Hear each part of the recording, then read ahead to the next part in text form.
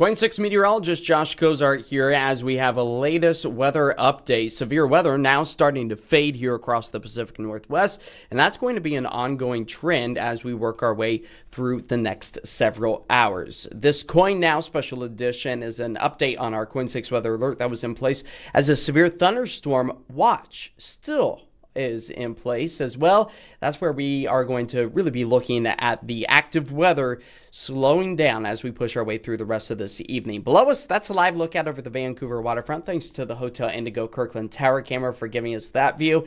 And to the side of me, that's where we are picking up on some great rainbow views here across much of the Pacific Northwest. And if you happen to have your weather photos or videos, be sure to head to KOIN.com, and under the weather tab is where you can submit your photos for a chance to have them air right here on KOIN Now or on KOIN 6 News starting at 11 o'clock tonight, or Portland CW at 10 o'clock. All right, let's give you a live look here across our area. That's where we're picking up on the cloudy skies. Still kind of ominous for the most of our region as that severe weather threat is really starting to diminish. Picking up on a few light rain showers out towards the Forest Grove area thanks to our Explore Tualatin Valley camera. Also picking up on those ominous clouds out over downtown Portland as just a few isolated rain showers continue to push through our area as well. All right, I'm not going to beat around the bush. Let's talk about the threat of severe weather that we had been ramping up on over the past day or so. Well, it really kind of fizzled out overhead. Still a potential for a stray severe thunderstorm or two as the National Weather Service is still keeping a watchful eye on a lot of those thunderstorms. And what it did do was drop our temperatures significantly, breaking record today, 81 degrees, the mid-60s, a far cry from that as our wind gusts are still on the breezier side as well as this latest system pushes its way through. And for the rest of this evening, really seeing that severe weather threat diminish as we push our way through the rest of this evening. But I mentioned we broke a record today. That started off the fun and wild Wednesday of weather for us here across the Pacific Northwest, smashing the old record of 73 last set back in 2015.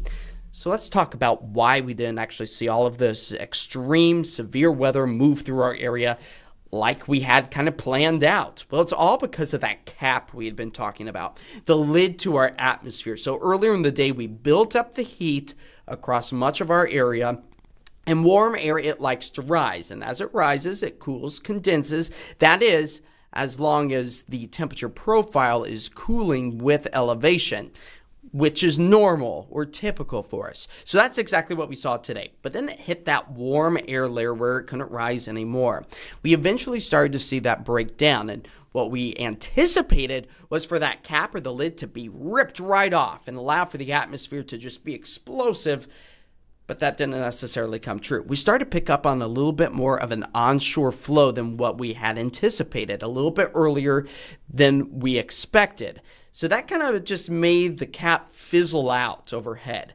So we still got that buoyancy in the atmosphere. Those thunderstorms still are able to rise and grow rapidly, but not to the severity level that we had originally forecasted for it. Talking about the inch to 2 inch size hail. The National Weather Service issuing some of the first ever watches for that potential right here in the Pacific Northwest. So very unusual for us. We had our concerns about it, but we wanted to lean on the side of caution. Make sure that people were aware of the potential and to not be caught off guard. So although this forecast was a bit of a bust in many cases, look at it as a great opportunity for all of us to kind of refresh ourselves and remember what we need to do in the event of a severe weather outbreak. Having said that, there is still that potential for severe weather. We've got a severe thunderstorm watch that remains in effect from about Lynn County, just north of Eugene, Springfield, stretching all the way up to King County and Seattle. That's where we have the potential through 9 o'clock to see maybe an isolated severe thunderstorm. So that's going to include large hail, gusty winds over 58 miles per hour, and maybe even an isolated spin-up tornado. And now as our sun starts to set, we're losing the daytime heating. We're also losing our visual indicators of some of that severe weather. So that's also a bit of a concern. So we still need to be very watchful. That comes, of course, as we have a lot of this activity still pushing its way through our region. You can see our live satellite and radar picking up on a lot of lightning strikes across much of northwest Oregon, southwest Washington. But as we lose that afternoon heating, we'll start to see the energy drops significantly, and it will transition over to just some rainy weather for much of our region. We did have some special weather statements issued not only for the Salem-Keizer area about 30 minutes ago or so. That system has really kind of weakened, and we'll just kind of zoom in for us here. That's where we're really seeing a lot of that activity come to an end. You can see it with some of those lightning bolts striking just around 7 o'clock or so. Further to the south into parts of Douglas County, that's where they had some indication of some stronger storms, but of course that threat is also fading as our radar isn't necessarily as strong further to the south. Kind of a shadow of where our radar is unable to pick up on. But as far as the Portland, Vancouver metro area, really just kind of seeing the on again, off again heavy rain showers. Again, the potential's still there for some active severe weather, but for the most part, we are really seeing that threat wind down. All right, let's talk about the weather pattern. We were in the warm sector today. That helped us to warm up rapidly. And as it pushed its way onshore, that really allowed for a lot of that instability to build in the atmosphere. I've got just a few of the rainbow views that we were able to pick up with all of this active and ominous clouds and the scattered showers and brief raindrops and sun rays that moved through our area to give us some great views.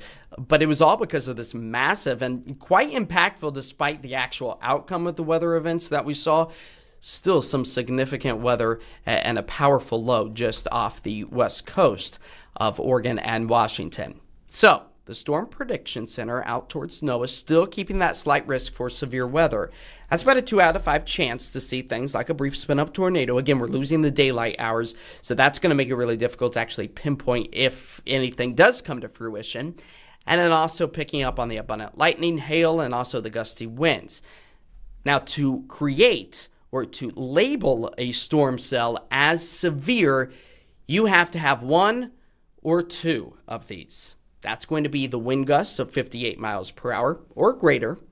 Also seeing the hail of an inch in diameter or larger. Now, lightning, that is extreme and could be deadly if you were caught out in an electrical storm, but that does not fall in the criteria of a severe thunderstorm, or else everything would be considered a severe thunderstorm. So our futurecast does show we still have the potential over the next 30, 40 minutes to maybe pick up on some heavier downpours. You can see that here with the yellows and oranges indicated over the Portland, Vancouver area. Fast forward to 9 o'clock, we see that threat drop off. Not expecting to see any of that significant active weather.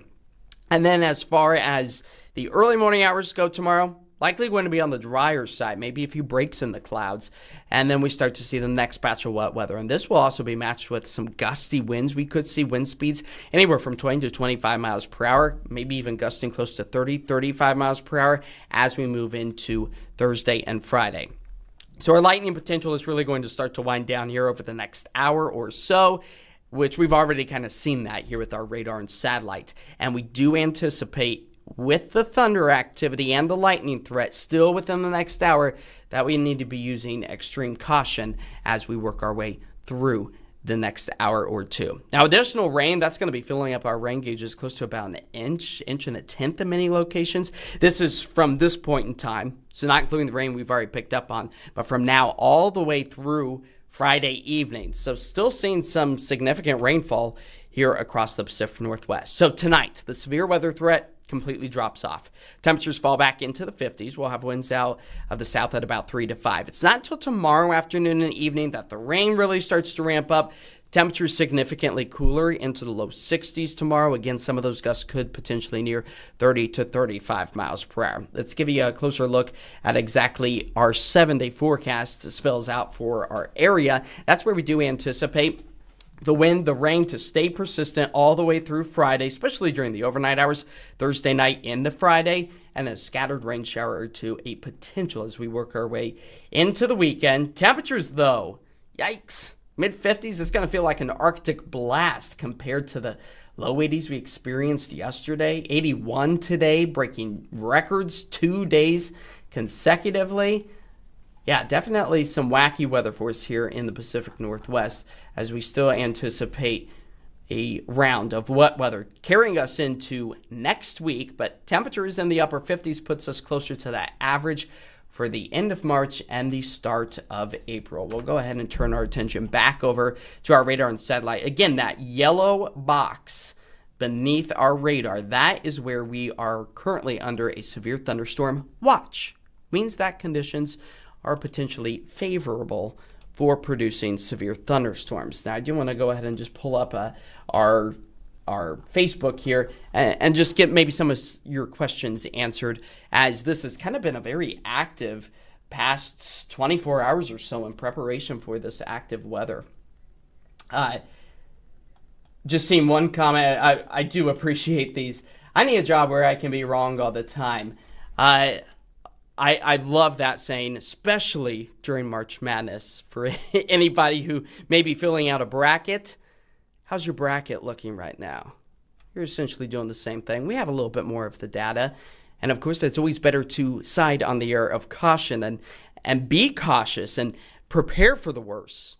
Hey, if I had said that there was going to absolutely be nothing today and a major hailstorm came through, that could potentially cost thousands, if not millions, for the city of Portland. So it's always better to be cautious and know what we're potentially working with when it comes to extreme weather. So I always appreciate people being a little bit aware of just how hard it is to predict the weather, and we're pretty darn accurate at it too. It's just one or two occasions, I would say, like today, that sometimes sneak up on us and don't fully form as we predict. Just going to read some more of your comments.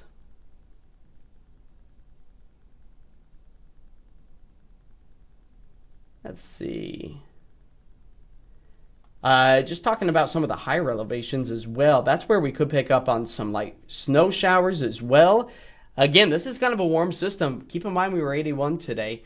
That's where we are expected to really kind of be lackluster. If anything, we're melting a lot of that snow right now. You can see with our radar that there's a lot of moisture across our region, and not a lot of it is falling in the form of snow.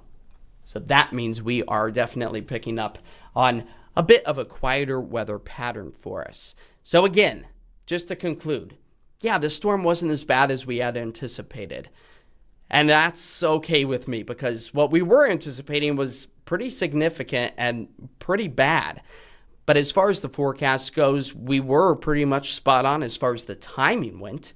It all started to fire up. It popped right around 4 o'clock in the afternoon. It took us through this point in time.